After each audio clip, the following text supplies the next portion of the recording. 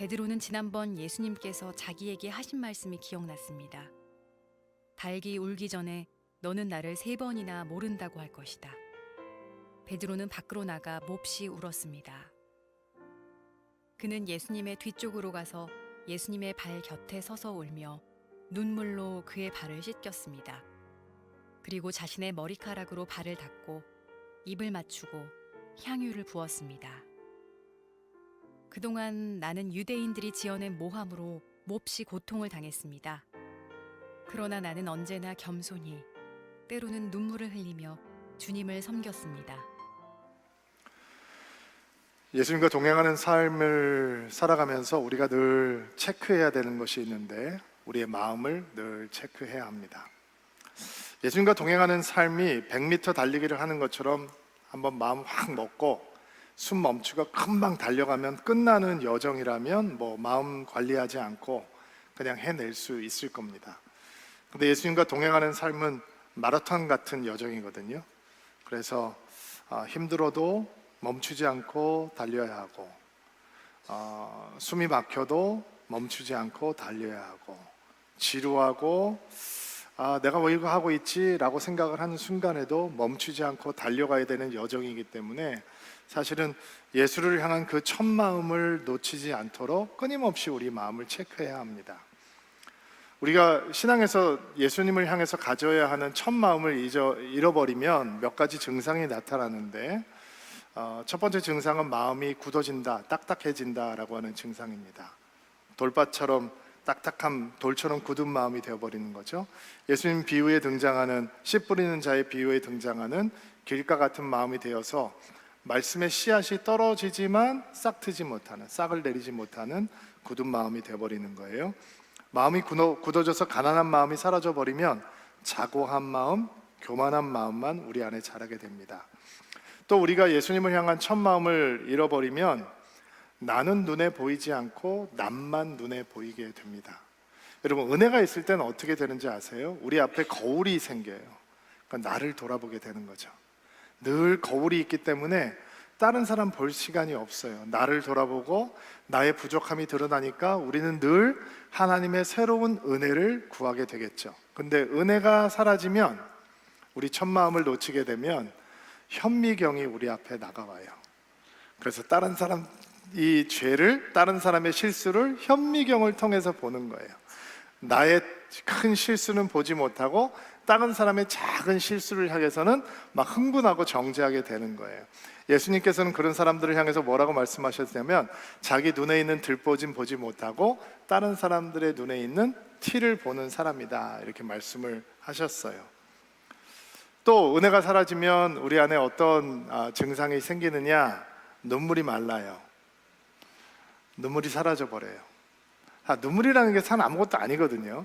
98.5% 물이고 나머지는 단백질, 염분이고, 이 눈물이 뭐가 대수냐라고 생각할 수 있는데 신앙생활에서는 이 눈물이 내가 주 앞에서 순전한 마음을 가지고 있는지 아닌지에 대한 척도가 되거든요. 바로메타가 된단 말이에요.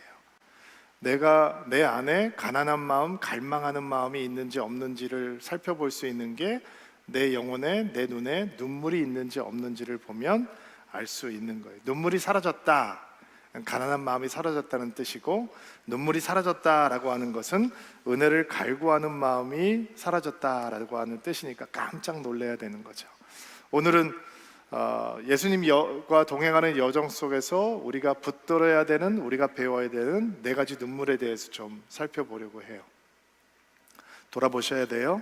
내 안에 이 눈물이 있는가 없는가 돌아볼 수 있는 시간이 되기를 바랍니다. 성경을 좀 몇 군데 찾아보면서 이야기를 나눌 텐데, 마태복음 26장 75절 말씀 읽어볼게요. 시작. 베드로는 지난번 예수님께서 자기에게 하신 말씀이 생각났습니다. 닭이 울기 전에 너는 나를 3번이나 모른다고 할 것이다. 베드로는 밖에 나가 몹시 울었습니다.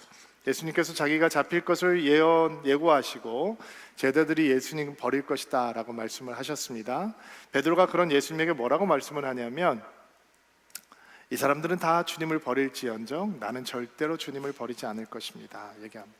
너무너무 자신만만하게 얘기했습니다. 그게 문제입니다. 베드로의 영적인 문제가 무엇이냐?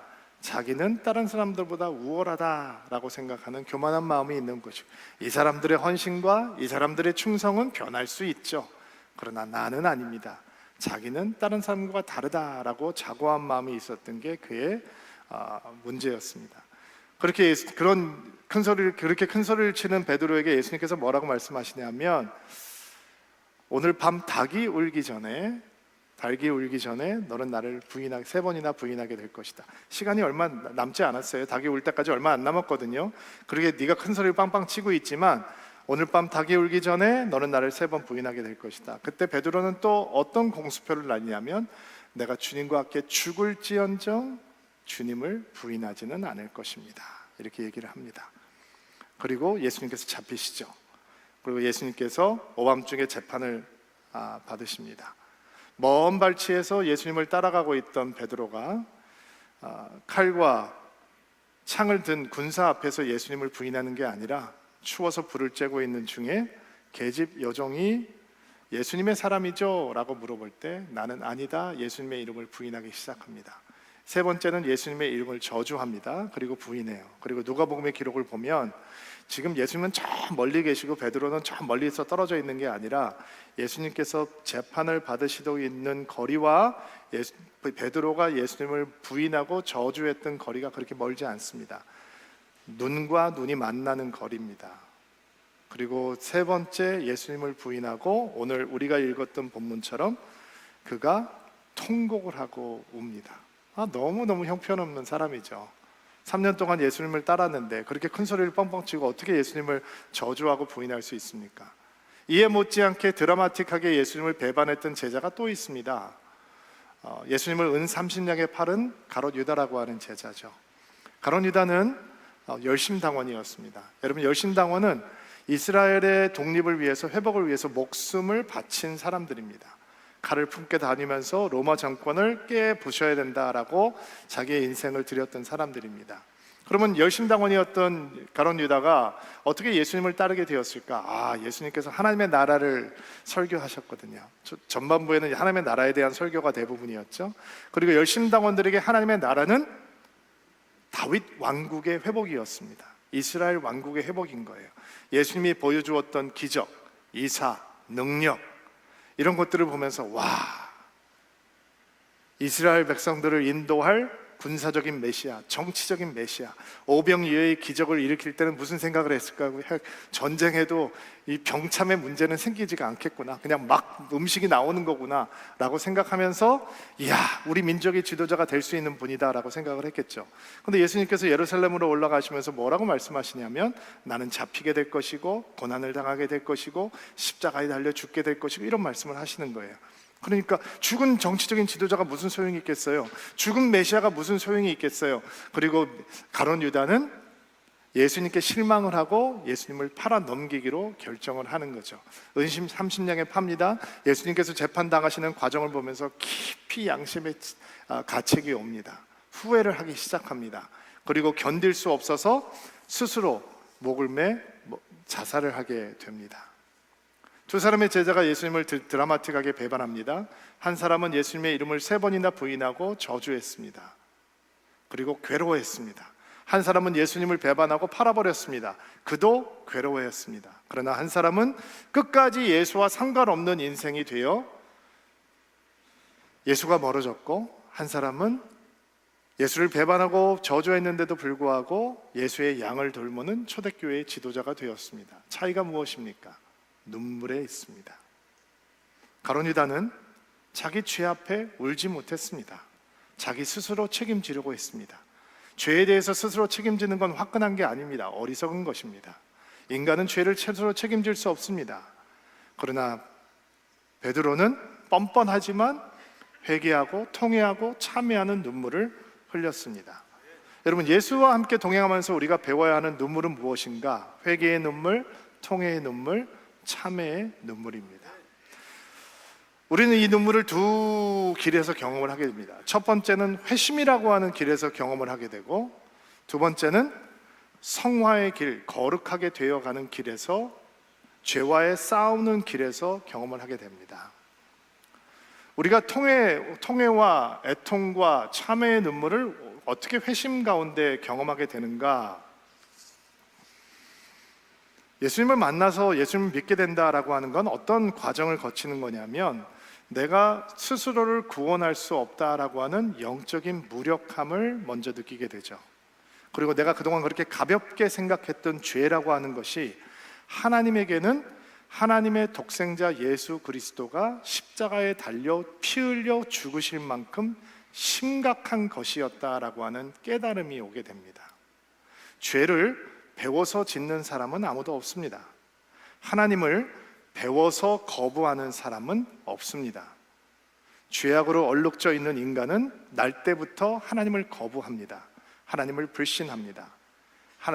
아무도 가르쳐 주지 않아서 우리는 악과 거짓과 죄악의 길을 걸어가게 되어 있습니다. 그리고 어느 순간 깨닫게 되는 거죠. 내가 나를 스스로 구원할 수 없는 거구나. 나에게 씻지 못할 죄의 본성이 있는 거구나. 그것을 위해서 예수께서 십자가에서 나를 위해 피 흘려 죽으시고, 내가 죽어야 될 죽음을 죽으시고, 내가 묻혀야 될 무덤에 갇히시고, 나를 위해서 죽음을 이기시고 부활하셨구나. 구원의 길이 열렸구나. 그렇다면 나는 그 죄가, 그 죽음이 나의 죄 때문입니다 라고 하는 통회와 회개의 눈물을 흘리게 되는 거죠. 그래서 우리가 회심하게 되는 것입니다. 회심의 눈물 없이 목사도 될 수 있습니다. 장로도 될 수 있습니다. 권사도 될 수 있습니다. 집사도 될 수 있습니다. 교회도 올 수 있습니다. 그러나 이 회심을 향한 통회와 회개의 눈물이 없으면 거듭나지는 못합니다. 이 거듭남의 눈물이, 통회와 회개의 눈물이 없이 예수님의 하나님의 자녀가 되고 예수님의 제자가 될 수 있는 길은 없는 것입니다. 여러분, 이 통회의 눈물 흘리셨습니까? 회개의 눈물 흘리셨습니까? 저는 여러분들이 이 눈물을 통과한 사람이 되기를 주의 이름으로 축복합니다. 의심의 여지가 없기를 바랍니다. 하나님 앞에서, 목사님, 제가 교회를 봐서 어느 한순간 갑자기 내 마음이 찌르는 듯 아팠습니다. 내 스스로 구원할 수 없다라고 하는 무력함 속에 나는 좌절했고, 그러나 나를 구원하기 위해서 예수께서 십자가를 지셨다는 사실 앞에 나는 놀랬고, 그 죽음이 나를 위한 죽음이라고 하는 것을 받아들이는 순간 내가 내 죄를 고백하고 회개하지 않을 수 없었습니다. 통회하지 않을 수 없었습니다. 참회하지 않을 수 없었습니다. 주님, 나는 죄인입니다. 주님이 나를 위해서 죽으신 것을 믿습니다 라고 고백하는 순간 나는 하나님의 자녀가 되었습니다 라고 하는 고백이 여기서 예배하는 모든 드림인들 가운데 있게 되기를 주의 이름으로 축복합니다. 이게 우리가 첫 번째 만나는 회개와 통회와 참회의 눈물입니다. 모든 성도들은 이 순간이 있어야 됩니다. 두 번째, 우리가 예수님과 동행하면서 언제 회개와 통회의 눈물을 경험하게 되는가? 죄와 맞서 싸우는 성화의 길에, 거룩해지는 길에서 만나게 됩니다. 베드로가 절대로 주님 배반하지 않습니다. 이 사람들은 다 그럴 수 있습니다. 나는 아닙니다. 주와 함께 죽을지언정 저는 절대로 주님을 부활하지 않을 것입니다. 큰 소리 쳤을 때 여러분, 그 베드로에서 누구를 보나요? 저는 저를 봅니다. 여러분도 그렇습니까? 예, 목사님, 저도 거기서 목사님을 봅니다. 이렇게 생각이 드나요? 아니죠. 여러분은 여러분을 보셔야죠. 얼마나 막 결심했잖아요. 막 결심, 주님 절대로, 막 주님 이번엔 꼭, 막 이런 얘기 많이 하잖아요. 그게 우리 진심이죠. 근데 진심에도 불구하고 우리가 가다 보면 그 초점이 흔들리거든요. 넘어지고 실패하고 좌절하거든요. 또 죄의 쾌락 속에 빠지게 되고 주님의 마음을 아프게 하거든요. 그럴 땐 어떻게 해야 돼요? 그냥 포기해야 되는 거예요? 다 이러고 사는 거야. 다 그런 거지 뭐. 영성이랑 그런 거고 믿음이랑 다 그런 거지. 이렇게라고 생각을 한다면 우리는 절대로 주와 동행하는 기쁨을 누릴 수가 없죠. 여러분, 우리가 회개와 통회와 참회의 눈물을 어디서 경험하는가? 죄에 맞서 싸우면서 간혹 우리가 넘어지고 실족할 때 우리는 그 눈물을 경험하고 더 깊은 이 거룩으로, 더 온전한 순결로 주의 기쁨과 희락을 향해서 나아갈 수 있는 것입니다. 사람들이 회개를 어떻게 오해하냐면, 회개는 영적인 성숙과 반비례한다라고 생각을 해요. 무슨 얘기냐면, 성숙하면 성숙할수록 회개할 것이 점점 줄어든다라고 생각해요. 완전 오해예요. 회개는 영적인 성숙과 정비례해요. 영적으로 성숙해가면 성숙해갈수록 우리 회개는 넓어지고 깊어져요. 더 뜨거워져요. 왜냐하면 영적으로 미숙했을 때는 보지 못했던 회개의 이유들이 영적으로 뜨거워지고 선전해지고 간절해지면 보이기 시작하거든요. 그러니까 우리가 회개가 더 많아져요. 깊어져요. 뜨거워져요. 그러니까 회개를 통해서 얻는 기쁨도 커지는 거예요. 왜? 죄를 안고서는 예수의 기쁨을 누릴 수가 없어요. 죄가 동고동락하고 우리는 절대로 하나님의 희락 가운데 거하지 못한다고요. 예수 믿는 사람들이 누릴 수 있는 즐거움은 두 가지예요. 죄가 주는 짧은 쾌락, 그 끝은 공허함, 하나님과 떨어져 나가는 것이고, 거룩함이 주는 희락, 그 희락은 영원한 것이고, 그 희락은 언제 누리느냐? 우리 안에 아무리 작은 죄라도 들어왔을 때 하나님 이것을 회개합니다, 자복합니다 하는 순간 우리는 죄가 주는 쾌락이 아닌 회개가 가져다주는, 순결이 가져다주는 깊은 기쁨과 희락 가운데 거하게 되는 거예요. 그러니까 이걸 뒤집어 놓고 보면 기쁨을 잃은 사람들은 회개를 놓치고 있는 사람들인 거예요. 하나님의 희락을 모르는 사람들은 회개와 통회의 눈물을 잃어버린 사람들이 되는 거죠. 회개가 깊어지면 깊어질수록 우리는 주님과 친밀하게 되고 주님께서 주시는 기쁨 가운데, 희락 가운데 거할 수 있게 되는 것입니다. 그러니까 우리가 예수님과 동행하면서 이 동행의 여정이 거룩해가는 여정이고 예수를 닮아가는 여정이고 성화의 여정이니까 그 가운데 우리가 붙들어야 되는 눈물은 회개와 통회와 참회의 눈물이다라는 것입니다. 그것을 통해서 우리는 큰 기쁨과 희락으로 나아갈 수 있는 거죠. 두 번째, 우리가 배워야 되는 눈물, 누가복음 7장 38절 말씀입니다. 같이 한 목소리를 읽을게요. 그는 예수님의 뒤쪽으로 가서 예수님의 발 곁에 서서 울며 눈물로 입을 맞추고 향유를 부었습니다. 예수님을 위해서 예수님 발에 향유를 부어드리고 눈물을 흘리면서 자신의 머리털로 예수님의 발을 닦아주었던 한 여인의 이야기입니다. 너무 잘 알고 있는 성경 사건이죠. 누가복음 7장은 이 여인을 죄인이다라고 얘기를 하고, 당시에 그 표현은 몸을 파는 여인들을 지칭하는 단어이기도 했습니다. 비싼 향유를 깨어서 예수님 발 앞에 부어드리고 눈물을 흘리며 예수님의 발을 닦아드리는 여인, 그 여인은 왜 울고 있을까? 그 여인의 눈물의 이유를 찾기 전에 이런 아름다운 모습을 보며 몹시 못마땅해야 하는 사람이 있었다라고 하는 사실을 주목해야 합니다. 7장 39절 말씀 누가복음 읽어볼게요. 시작. 예수님을 초대한 바리새파 사람이 이것을 보고 속으로 생각했습니다. 만일 이 사람이 예언자라면 지금 자신을 만지는 이 여인이 죄인이라는 것을 알았을 것이다. 이 여인의 눈물이 자신의 신세를 한탄하는 눈물이라면 우리는 그런 눈물에 관심을 가질 필요가 없습니다. 이 여인의 눈물이 자신을 차별하는 사람들을 향해 분노하고 원망하는 눈물이라면 우리는 이런 눈물 배우지 않아도 됩니다. 그런데 이 여인의 눈물이 다르거든요. 근데 이렇게 울고 있는 여인을 향해서, 이렇게 아름답게 주님 앞에 자신을 드리고 있는 여인을 향해서 이 바리새파 사람 시몬은 왜 이렇게 분노하고 있는가? 왜냐하면 그의 눈에는 부정한 여인, 더러운 여인, 상종마탈 죄인만 보이고 있기 때문이에요. 예수님은 아닙니다. 예수님은 비록 이 여인이 죄인이지만 판단받고 정죄받아야 될 사람이 아니라 용서받아야 될 사람, 사랑받아야 될 사람으로 이 여인을 보고 있는 것입니다. 아니, 예수님께서 랍비라면 이 부정한 여인이 왜 예수님을 이렇게 더럽게 만지게 그냥 놔두는 걸까? 바리새파 사람은 그거를 보는 것이고, 예수님께서는 그 여인이 죄인인데도 불구하고 예수 앞에 와서 무릎을 꿇고 있을 때 이 여인이 많은 사랑이 필요하구나, 많은 용서가 필요하구나 라고 보고 계시는 것입니다. 예수님께서 이 못마땅해야 하는 시몬이라고 하는 바리새인에게 이런 비유를 들어서 이 상황을 설명을 하시는데요, 어떤 사람에게 빚진 자가 두 명이 있었다. 한 사람은 500데나리온이라고 하는 돈을 빚졌고 한 사람은 50데나리온을 빚졌다. 데나리온은 하루 임금이에요. 500일 임금을 빚진 사람이 있고 50일 빚진 사람이 있다.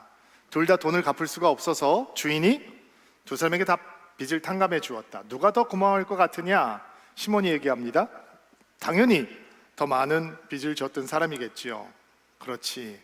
내가 너희 집에 왔을 때 너는 나에게 발 씻을 물도 주지 않았다. 근데 들어온 이 여인은 나에게 향유를 부어놓으면서 내 발을 닦고 있다. 눈물로 내 발을 적시고 있다. 나는 너희 집에 들어왔을 때 너는 내게 입 맞추지도 않았지만 이 여인은 내 발에 입 맞추기를 멈추지 않고 있다. 너는 내가 너희 집에 왔을 때 내 머리에 기름을 붓지도 않았지만 이 여인은 그 비싼 향유를 그의 전 재산을 내 발에 붓고 나를 맞아 주었다. 예수님께서 말씀하십니다. 그리고 예수님의 해석은 많이 용서받은 자가 많이 사랑한다, 이렇게 말씀하십니다. 고대 근동 문화를 배경으로 신약을 연구하는 한 학자가 있는데, 지금 시몬의 집에서 일어나고 있는 이 사건은 어떻게 우연히 예수님께서 오셨는데 어떻게 하다 보니까 발 씻을 물도 준비해드리지 못하고 예수님을 향해 입을 맞추지도 못하고 머리에 기름을 발라드리지도 못한 이런 상황이 발생한 것이 아니라, 의도적으로 예수님을 모욕하기 위해서, 조롱하기 위해서, 하대하기 위해서, 천대하기 위해서, 모욕을 주기 위해서 이렇게 셋업을 해놓은 것이다 라고 해석을 했습니다. 왜냐하면 고대 근동에서는 손님을 이렇게 맞는다는 건 있을 수가 없다라는 거예요.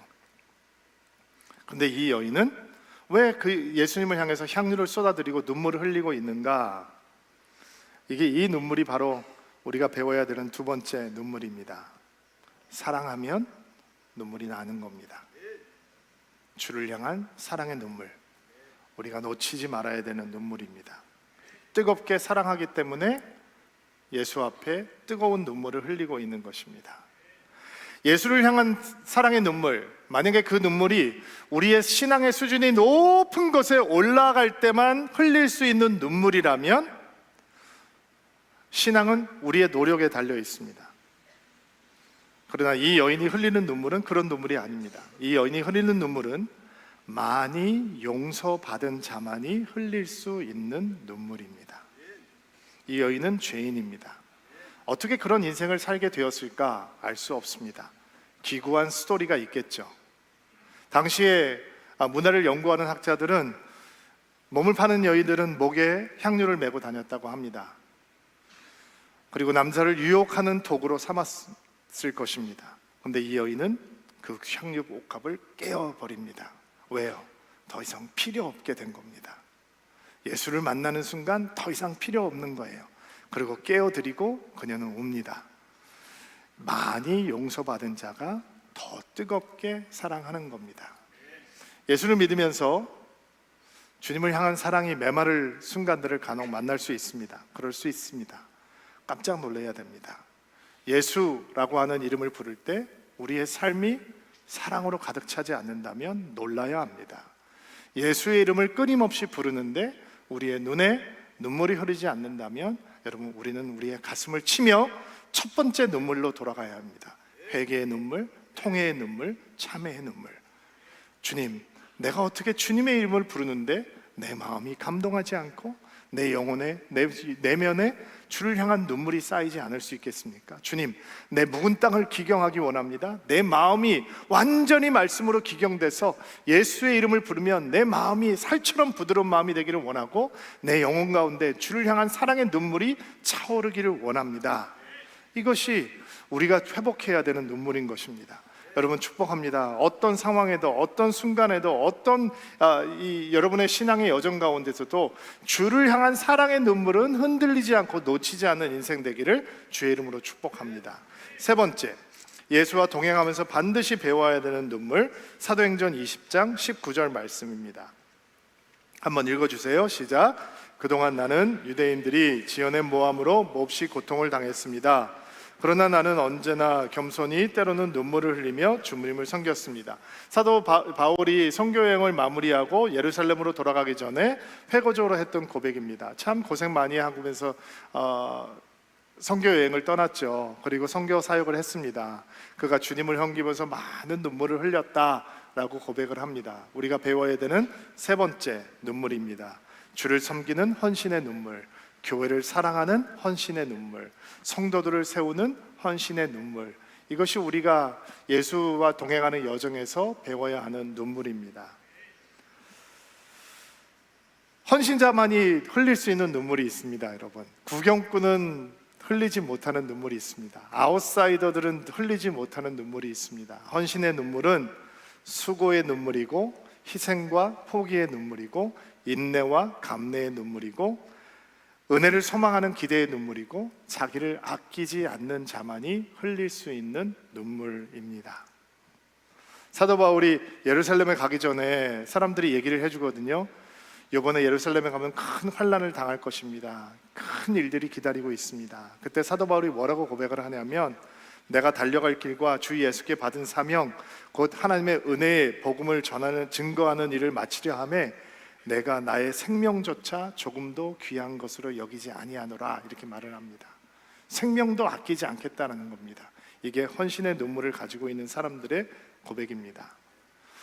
목회를 하다 보면 참 안타까운 일들을 보게 되는데 그 중에 하나가 자기를 너무 아끼는 사람들을 볼 때 저는 마음이 참 안타까워요. 너무 아껴요. 언제 쓰려고 아끼는지 모르겠어요. 뭐 적절한 때를 기다리는 걸까? 영어로는 someday라는 게 있죠. 언젠가. 그 언젠가 다가오면 나를 불살라 버릴 거야. 나는 준비가 안 됐습니다 라는 얘기를 참 많이 들어요. 준비가 안 됐으면 목사님 제가 준비가 안 됐는데 저를 준비시켜 주십시오 라고 하면 할 텐데 평생 준비가 안 됐다라고 얘기해요. 그리고 자기를 아끼면서 기다려요. 헌신의 눈물을 배우지 못하는 거죠. 그러니까 예수님께서 달란트 비유를 들어주셨을 때 5달란트, 2달란트 받아서 가서 열심히 장사하죠. 그리고 주님한테 칭찬을 듣습니다. 네가 적은 일에 충성하였으니 주인의 큰 기쁨에 참여하여라. 내가 너에게 더 큰 일을 맡기겠다라고 말씀하십니다. 근데 1달란트 받은 사람은 너무 두려웠어요. 자기 자신을 너무 아껴요. 실패를 두려워하고 잃어버릴까 봐 두려워해요. 그리고 원금 보존해요. 다시 주님께 가져와요. 아이고 고생했네, 너만 고생했네. 예수님께서 그렇게 말씀하시지 않았죠? 자기를 아끼는 사람들을 향해서 예수님은 악하고 게으른 종아 이렇게 말씀하세요. 아무것도 안 하는 건, 나를 아끼는 건 악하고 게으른 거예요. 땀 흘리고 수고하는 자들은 헌신의 눈물을 배우지만 나를 아끼고 아무것도 안 하는 사람들은 헌신의 눈물 절대로 배우지 못하고 넘어가는 것입니다. 공동 목회를 하다 보니까 가끔 인터뷰 요청을 받을 때가 있어요. 어떻게 하는지 좀 듣고 싶습니다. 근데 사실 그동안 신 목사님과 제가 우리가 너무 부족하다라고 생각하기 때문에 바깥에서 인터뷰 요청 같은 거를 하면 저희가 응하지 않았거든요. 근데 14주년 우리 창립 예배 드린 다음에 이제 15년 차가 되다 보니까 신 목사님과 얘기를 하다가 이제는 우리 이야기를 좀 해볼까라는 생각을 한 적이 있어요. 그런데 마침 국민일보에서 저희들 공동 목회에 대해서 인터뷰를 좀 진행하고 싶다 그래서 조심스러운 마음으로 인터뷰에 임하고 이제 우리들의 이야기를 나눴어요. 그리고 기사가 나왔거든요.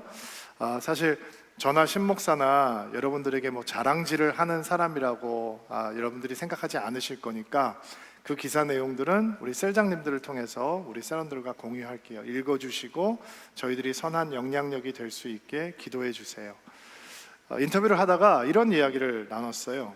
저와 신목사가 이전 교회 오늘의 교회에 있을 때 그 교회 참 일이 많은 교회였는데 신목사도 그렇고 저도 그렇고 굉장히 일 열심히 하는 부목사들 중에 한 사람이었거든요. 교회에서 1년에 몇 차례씩 큰 컨퍼런스를 진행을 하는데 저와 신목사가 팀워크를 맞춰서 굉장히 일을 열심히 잘 했어요. 우리는 집회가 끝나면 다 성도들이 돌아가고 봉사자들도 돌아가고 간사들도 돌아가고 목사님들 집에 돌아가면 교회 바닥방을 찾아서 둘이서 같이 누워가지고 야 오늘 너무 황홀하지 않았냐? 너무 좋지 않았냐? 오늘 말씀 기가 막혔지? 오늘 성도들 은혜하고 기도받는 거 봤어? 기가 막혔지? 봉사자들 와서 봉사할 때 너무 아름다워 보이지 않았어? 야 정말 교회 너무 좋다. 교회가 세상의 소망이다. 둘이서 피곤한데 쭉 뒤에 누워가지고 그런 얘기를 했어요. 그리고 야 이제 우리 집에 가자. 그러고 나오면 교회 아무도 없어요. 불이 다 꺼져 있고 둘이 거의 맨 마지막에 나와서 집으로 돌아가요. 그 다음날 아침에 일찍 일어나서 교회 행사해야 되니까 교회 챙겨야 되니까 아침에 일찍 와서 돌아보면 사람들 없는데 신목사가 저기서 와요. 야 너 잠 좀 줘다지 왜 이렇게 일찍 나왔어? 신목사가 이렇게 얘기하는 거예요. 그래도 행사해야 되는데 미리 와서 좀 돌아봐야지. 똑같은 거예요. 여러분 상상해 보세요. 한 사람은 제일 늦게까지 남아있는데 한 사람은 빨리 행사 끝나자마자 미리 가고 한 사람은 아침 일찍 나와서 돌아보는데 한 사람은 맨 늦게 나와서 뒷짐지고 왔다 갔다 하고 그러면 동역할 수 있겠어요?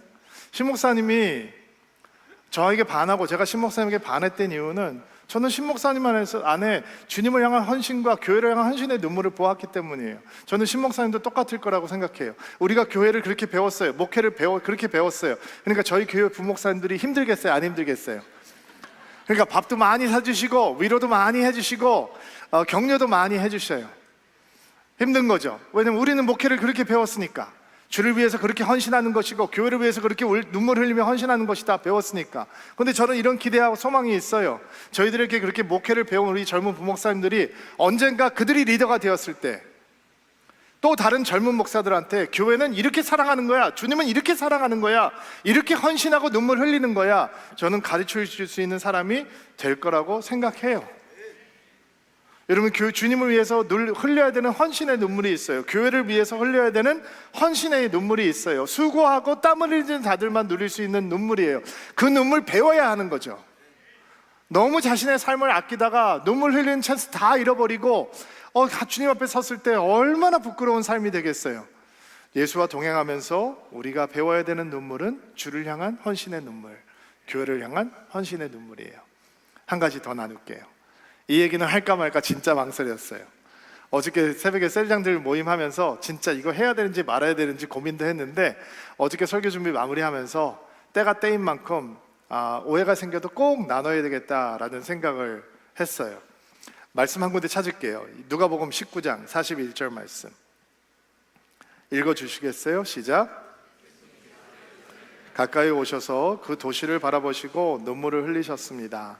예수님께서 왜 예루살렘을 향해서 우시나요? 예루살렘이 무너질 거거든요. 돌 하나 위에 돌도 남지 않고 이방인들에게 짓밟히게 될 거예요. 그리고 예수님께서 눈물 흘리시는 거예요. 우리가 배워야 되는 네 번째 눈물, 나라와 민족을 위한 긍휼과 중보의 눈물이에요. 나라와 민족 너무 거창하죠. 그래서 나라와 민족을 위해서 기도하자라고 하면 피부에 와닿지 않아요. 근데 또 우리나라가 지금 진영 논리에 갇혀서 사람들의 마음이 너무 분열되어 있기 때문에 나라와 민족을 위해서 기도하자라고 하면 사람들이 기독교 세계관으로 바라보지 못하고 세상의 세계관으로 사상을 바라봐요. 그래서 피부에 와닿지 않아요. 그래서 제가 조심스러워했던 거예요. 그러나 성도라면, 믿음의 사람이라면, 예수의 제자라면 우리의 조국을 위해서 눈물로 기도할 수 있어야 하는 거예요. 예수님께서 예루살렘을 위해서 기도하셨던 것처럼 패망한 예루살렘을 보며 예레미야가 눈물을 흘리며 기도했던 것처럼, 폐허가 된 예루살렘의 소식을 듣고 여러 날 동안 금식하며 통곡하며 기도했던 느헤미야처럼 우리는 사랑하는 대한민국을 위해 눈물 흘리고 기도해야 하는 거예요. 저는 미국 사람들한테 신앙훈련을 받았어요. 미국 분들에게 신앙훈련을 받았고 미국에서 목회를 배웠기 때문에 저는 미국을 위해서 기도하는 일은 너무 익숙했어요. 제가 목사님들이 기도하는 기도 모임에 속해 있었는데 거기에 가면 개인 기도하지 않아요. 가족들 위해서 기도하는 게 아니에요. 목사들끼리 모여서 나라와 민족을 위해서 기도해요. 근데 그 기도가 너무 뜨겁고 진지하더라고요. 저는 나라를 위한 기도를 그렇게 배웠어요. 한국에 목회를 배우러 나왔고 제 목표는 한 2년 목회를 배우고 미국에 돌아가서 이민교회 한다라고 생각을 했으니까. 근데 제가 한국에 나왔을 때 중보기도를 사용하는 중에 영화를 한 편 보게 됐는데, 태극기 휘날리며 라고 하는 영화예요. 2004년도 작품이죠. 저하고 비슷하게 생긴 주인공 남자 배우들이 나오는 영화예요. 잠 깨셨죠? 저는 6.25 전쟁에 대해서 제대로 배워본 적이 없어요. 본 적도 없어요. 초등학교, 중고등학교 역사 시간에 배웠지만 거기에 대해서 진지하게 고민해 본 적이 없어요. 근데 그 한 편의 영화가 나를 완전히 바꿔버렸어요. 우리 민족에 남아있는 전쟁의 흔적이 이렇게 끔찍하고 이렇게 고통스러운 거구나. 저는 영화를 보면서 처음 나라를 위해서 울었어요. 그리고 내 기도의 전환점이 됐어요. 내 조국을 위해서 기도하면 마음이 뜨거워지기 시작하더라고요. 그리고 나라를 위해서 기도하는 영성을 그 영화 한 편을 통해서 배웠던 것 같아요. 여러분, 우리 앞에 북핵이라고 하는 문제가 있죠. 누가, 무엇이 그것을 해결할 수 있습니까? 어느 정치가가, 어느 외교가가, 어느 군사 전문가가, 안보 전문가가 그 문제를 해결할 수 있을까요? 여러분, 미국이 해결할 수 있어요? 일본이 해결할 수 있어요? 중국이 해결할 수 있어요? 누가 해결할 수 있어요? 우리 대한민국 앞에 펼쳐져 있는 인구 노령화, 인구 감소라고 하는 문제가 있죠. 점점 사람들은 오래 살고 나이가 들어가는 인구는 늘어가고 젊은이들의 숫자는 줄어들고 소수의 젊은이들이 나이 많은 이 인구를 부양해야 되는 인구 구조가 됐고, 외국에서 국가 붕괴, 국가 소멸에 대한 대한민국에 대한 기사가 나오기 시작했어요. 기후 문제, 환경 문제, 아무도 대한민국에서는 손도 못 댑니다. 여러분, 그거 5년 동안 10년 동안 해결할 수 있는 문제 아닙니다. 대한민국은 어떤 나라냐? 바깥에 나가서 걷고 싶어도, 뛰고 싶어도 미세먼지 보지 않으면 안 되는 나라가 되어버렸어요. 근데 아무도 얘기하지 않아요. 표와 상관이 없으니까. 지금 당장 표 얻는 일들만 하지 아무도 그런 일들은 관심을 갖지 않는다고요. 아이들의 교육 현장 엉켜버렸어요. 대학 입시 때도 엉켜버렸어요. 어디서부터 손을 대야 하는 것입니까? 없어지지 않는 퇴폐 산업, 아무도 대책이 없는 퍼져가는 수많은 중독 현상들, 늘어가는 사행성 노름, 마약 문제 점점 더 커질 것입니다. 깊어져가는 사회 분열, 진영 논리, 거칠어져가는 사회 폭력, 범죄, 여기에 대한 대안 누가 가지고 있나요? 어디에 소망이 있는 것입니까? 어느 지도자를 뽑으면 어느 사람들이 우리에게 소망을 줄 수 있나요? 사람에겐 소망이 없습니다. 소망은 오직 하나님께만 있는 것입니다. 오직 하나님께만 있는 것입니다. 이쪽 진영도 하나님의 나라를 이루기에는 턱없이 부족하고 저쪽 진영도 하나님의 뜻을 이루기에는 턱없이 부족합니다. 그러므로 소망은 오직 하나님께만 있는 것입니다. 나라를 빼앗겼을 때 이 땅의 성도들은 눈물 흘리며 기도했습니다. 나라가 전쟁 속에 폐허가 됐을 때도 이 땅의 성도들은 나라를 위해 눈물로 기도했습니다. 우리나라가 너무 가난에 허덕일 때도 성도들은 눈물로 기도했고, 혼돈과 혼란 속에 빠져 있을 때도 나라를 위해 이 땅의 성도들은 눈물로 기도했습니다. 예수와 동행하는 사람이라면, 믿음의 사람이라면 우리는 떠들기 전에 기도해야 하는 것입니다. 말하기 전에 우리는 하나님께 고해야 되는 것입니다. 4월 달에 총선이 있고 11월 달은 미국 대선이 있습니다. 너무 중요합니다. 우리에게는 너무 긴밀하게 관련이 있는 시간이죠. 여러분, 셀에서 정치 얘기 재별하지 마세요. 누구누구 얘기하지 마세요. 싸움 나요. 절대로 셀장님들 그런 대화 허락하지 마세요. 대신 눈물 흘리며 기도하세요. 대한민국을 봅니다. 답답합니다. 그러면 더 울어야 하는 것입니다. 우리 아이들을 봅니다. 우리 청년들을 봅니다. 답답합니다. 그러면 우리의 눈물이 더 쌓여야 하는 것입니다. 여의도 쪽을 지나갈 때 화가 납니다. 그렇다면 더 눈물이 쌓여야 하는 것이고, 이 조국을 생각할 때 우리의 마음이 먹먹해진다면 우리는 더 울어야 하는 것입니다.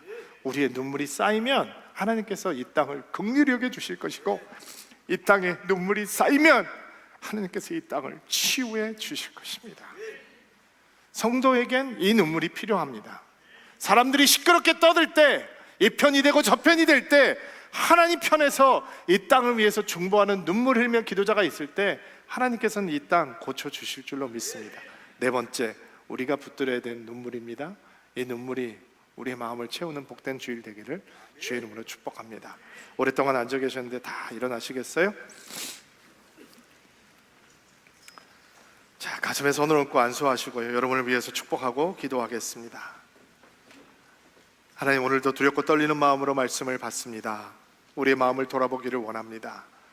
내 마음이 굳어져 있지는 않은지 돌아봅니다.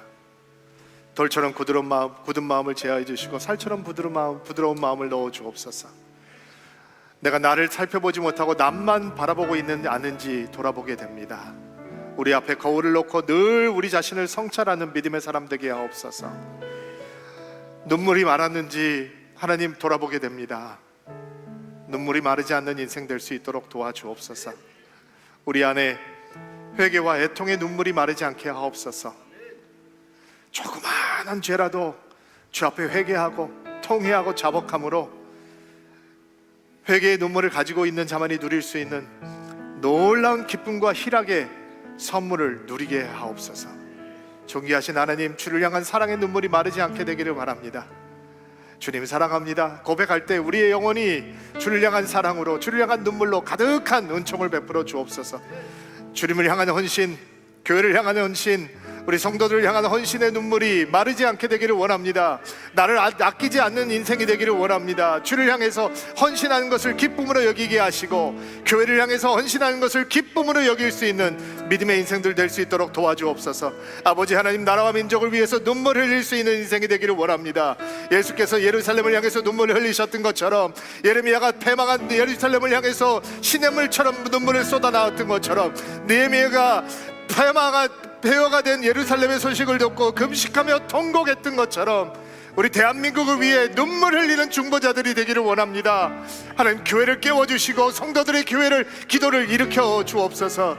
하나님께서 이 눈물을 가진 믿음의 백성 될 수 있도록 하나님께서 축복하여 주시옵소서. 예수님의 이름으로 기도하옵나이다. 아멘.